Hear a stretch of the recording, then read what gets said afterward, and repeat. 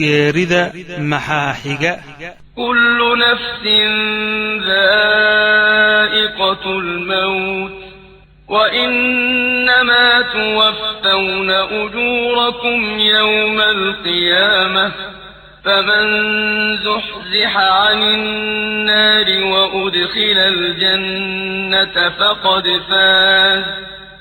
وما الحياة الدنيا إلا متاع الغرور geerida maxaa xiga qofka bani aadamkaahi mahma au noolaado waa kii maalin lagu qaada naxashka waa kii mawdka dhadhamiya saasuna ilaahay u leeyahay kullu nafsin dhaa'iqatul mawt wa inma tuwaffawna ujurakum yawma alqiyamah faman zuhziha 'anil nari wa udkhila aljannata faqad faz wa ma alhayatu ad-dunya illa mata'ul ghurur geerida maxaa xiga mid kastoo annaga naga midihi naftiisa bal iminka ha ku rido naxashka mid kastoo annaga naga midii ha fiiriya asagoo iminka kafantiisii ku jira mid kastoo annaga naga midii ha fiiriya asagoo godka loo laalaadinayo mid kastoo annaga naga midii ha fiiriya iyadoo ciidda lagu rogayo mid kastoo annaga naga midii ha fiiriyo meesha looga soo tegayo godkoonan lahayn iftiin ilaa ilaahay inuu yeelo moogi oon dabayl lahayn inuu ilaahay u yeelo moogi oo ciriiri ah ilaahay inuu waasiciyo moogi qof walba bal adigu naftaada taa iminka u qadim geerida maxaa xiga miyana u jeedin nabiga calayhi salaatu wassalaam inaan adduunyo laga dhaxlin inaanu daara ka dhooban miyaanan u jeedin Umar miyaanan u jeedin Abu Bakar sidoo yahay dadkii jannada xaggeeda u badinaya sida xooloodii ku halaagay iyaguna xooloodii ku bixiyaan inay jannada ku gaaraan anaguna xoolaan ka daboordayna diintii u tuurayna Sooma geerida maxaa xiga waa mawduuc runtii aanu arko in loo baahan yahay in laga hadlo bal nabigu oo dardaarmi calayhi salaatu wassalaam akthiru dhikra hadimil ladhat war xasuusta macaaniyaalka oo dhan midka dumiya hadi jeeraale xasuustiisa bariya iyo sheegitaankiisa midka macaanka oo dhan dumiya midka adduunyada dadka ka quusinaya midka qofkan maalkiisa dareensiinaya kaab xusidiisa bariya sida darteeda ayaan u arkaa inay tahay lagama maarmaan in laga hadlo mawduuca waxaan ku bedelay mawduucii luqada see loo ilaaliyaa qurbaha see loogu noolaada waxaan ugu bedelay adduunyada oo nagu sii faafi oo aakhira iloobayno daa'iman nabiga calayhi salaatu wassalaam waxa uu asagu nugula dardaarmayay waxa anagu aynu ku dhaqmaynahay inay aad iyo aad u kala fog yihiin marka hadii qofka uu aakhira xasuusta daa'iman adduunyada way la yaraataa haduu aakhira iloobana adduunyada way la weynaataa saasoo nabigu marka noo yiri ikthiru dhikra hadimil ladhat warbadiya sheegitaanka iyo xuska ku badiya midka macaanka oo dhan dumiya hadii ay gaarto ajalkii waqtigeedii uu gaaro ilaahay uu qadar subhanahu wa ta'ala oo qofku uu dhamaysto umrigiisa waqtigii loogu talagalay mid kastoo annaga naga midi inuu dhimanayo ha ku talagalo mid kastoo annaga naga midii naftiisa bal iminka ha ku rido naxashka mid kastoo annaga naga midii ha fiiriya asagoo iminka kafantiisii ku jira mid kastoo annaga naga midii ha fiiriya asagoo godka loo laalaadinayo mid kastoo annaga naga midii ha fiiriya iyadoo ciidda lagu rogayo mid kastoo annaga naga midii ha fiiriyo meesha looga soo tegayo godkoonan lahayn iftiin ilaa ilaahay inuu yeelo moogi oon dabayl lahayn inuu ilaahay u yeelo moogi oo ciriiri ah ilaahay inuu waasiciyo moogi qof walba bal adigu naftaada taa iminka u qadim oo bal meeshaas dhigin yar hadii marka uu gaaro buu yiri nabigu calayhi salaatu wassalaam ajalkiisii qofku hadii uu gaaro loo qadaray oo uu dhamaysto umrigiisii waxa uu timaada malkaasi malaa'iktii rabbiba u timaada azza wajal ayaga oo marka ka raraya qofkaasi daartii dhamaanaysay oo daartii baaqiga ahaanaysa u rarayaan waxay u soo fariistaan buu nabigu calayhi salaatu wassalaam ishu meeshay wax ka aragto malaa'iktaas malakul mawd iyo awaantiisa halkaas u soo fariisan kolkaas malakul mawd soo dhawaan malagii loo soo wakiishay wuu soo dhawaanayaa ilaa uu madaxa ka soo fariisto markaas naftiibu u yeeri kolkaa marka naftaas loo yeeraya laba midkood weeye inay naf rabbi adeecda ahayd oo awal aakhira xasuusneed iyo mawd iyo midiida inay ahayd waxaan sidaa u leenahay qofka bani aadamkaahi mahma au noolaado waa kii maalin lagu qaada naxashka waa kii mawdka dhadhamiya saasuna ilaahay u leeyahay kullu nafsin dhaa'iqatul mawt wa inma tuwaffawna ujurakum yawma alqiyamah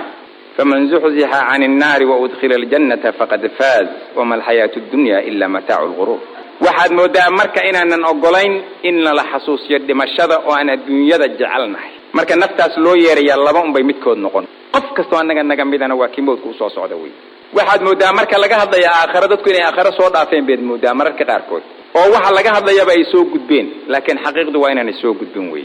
hadii ruuxdu marka ay tahay ruux wanaagsan oo ilaahay rumaysay وعمل صالح كل قاقضي وأمرك إلهي كدرنتي ورسولك أجيبتي وجلك أنا حاران عنن إلهنا وطيع سبحانه وتعالى وحيكورا إنسان ملك قاس وحكورا أخرجي أيتها النفس المطمئنة آية القرآن في سورة الفجر يا أيتها النفس المطمئنة ارجعي إلى ربك راضية مرضية فادخلي في عبادي وادخلي جنتي كل كسيدا سو إلهي كورنا سبحانه وتعالى ملك حورنا يا أخرجي صبح أيتها النفس الطيبة كانت في الجسد الطيب نفتي وناك سنيد جرك وناك سنيد كجرتي جرك عن حاران تعونن أخرجي حميدة وابشري بروح وريحان ورب غير غضبان صبح هذه مهتسن كب شاريسو روح وريحان فروح وريحان وجنة نعيم بيقول الله في سورة الواقعة فروح وريحان وجنة نعيم أصبح إلهي رالي هانشيسة أصبح إلهي رضيسة أصبح إلهي جنديسة أصبح إلهي أطرقيسة أصبح بالله نفتي طيب كهذا ونكسني إلهي أجيبت سبحانه وتعالى القرآن كإلهي كجوك ستحد كيس الرسول كامر كيس الرعضي وهو كريبنا كهرتي مركز سيصبح النفتي فتخرج من بدنه كما تخرج القطرة من في السقاء ويصبح حيث نفتي سيدي دبيع بياه كصود عدي ويل لفورية كصود عدي بكصود والناشطات نشطا في سورة النازعات سيدي دفتين لفوري أصابحي وجمع أنشوطة والناشطات نشطا بأرواح المسلمين نفتي مؤمنة داهيت إلهي رالق لسي سيدي دفتين لفوري وإلهي جسدك وسوسي بيا سبحانه وتعالى عدد كن نقول ما يسوق دقي ما يسجركي مركز سيدا بيه وقصوا دبعان ويل كأفكي سي وقصوا دبعيسة هذا مركز سوق هذا ملقي أو نفتي وكسوسي بجسدكي رسوشي أفددي إيش ماشي كارك توح البرقس أضاف ما ينقع عنتيسي أيقو هايسته أدوك يكفن أيقو هايسته يدقيتان جنة أي كسوق هذين أيقو ست أيقو كفن ستة يحنوط من الجنة أيقو صاب حيان تاسو كودك بدن كأطيب نفحة مسك وجدت على وجه الأرض بالنبي عليه الصلاة والسلام حديثي أول إمام أحمد في سننه وأبو داود في سننه ثم يصعد بها للعرض الأول على أسرع الحاسبين محل كل من دون إلهي بابي سبحانه وتعالى نفتين محل قلبين دون إلهي سبحانه وتعالى وإلا عرضيان ومركيب إلهي بالله بندقيان قف كان أدو جيدان نفتو كبحيس نفتيس وقربة للا آذية ملائكة وقاضيان وعركي ولفوليان سمدي لا آذية مركي للا آذي فينتي به إلى السماء الدنيا فيستاذن لها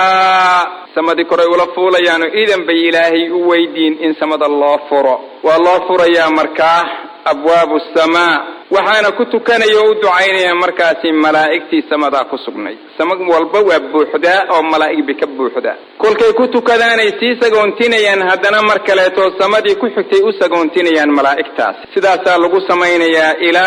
أي سمد ربك سقنيها أي تكتنفتي فتحيي ربها سبحانه وتعالى بتحية الربوبية بو النبي عليه الصلاة والسلام إلهي بسلام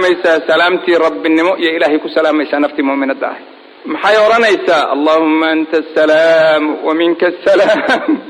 تبارك يدك نفتي أنا مؤرن دون تاسدا مسوي خلافي دون تمن نقان الله فردونا مسوي لجعل دون من نقان إلهي باقي إن الله فردونا إن لك علي دون أيها الإخوة إلهي بيكو سلام سلامتي حقائد اللهم أنت السلام ومنك السلام وتبارك يد الجلال والإكرام ودعاء أنه إلهي كدعاء سنو وإلهي إنك سلامنا بعد الصلاة بعد كل صلاة أنه رجينا إنه إلهي الصلاة لأن سمد أفر عمل كان إلهي سمد أقبل سبحانه وتعالى اللهم أنت السلام ومنك السلام إله وذيك السلام مقعيد ربي بكم التهي ومنك السلام نبت قريد حقائك أهاتي تبارك يا ذا الجلال إله وحول بواكهفنات وكطهرنات أذيك عظم أصاحب يكرب فإن شاء الله أذن لها بالسجود دي إلهي أوضون السجود بو إلهي أوئذن يا نفتاس وحا أصوبح يا مركا جنة كاركيدي با أصوبح يا أولورنا يا كقورة جنة كقورة دفتر كيدا كقورة النصيب بدنا إلهي نكو جنة كقورة إلهو جنة نقو قرب بيجيو إلهو في عليين نقو قرب بيجيو اسألوا الله الفردوس الأعلى بالنبي عليه الصلاة والسلام قفكو إنه إلهي جنة ويستوي دائما إنه إلهي بري سبحانه وتعالى إنه إلهي مقعد سكوقر جحيمك يا الله يا رب الجلال والإكرام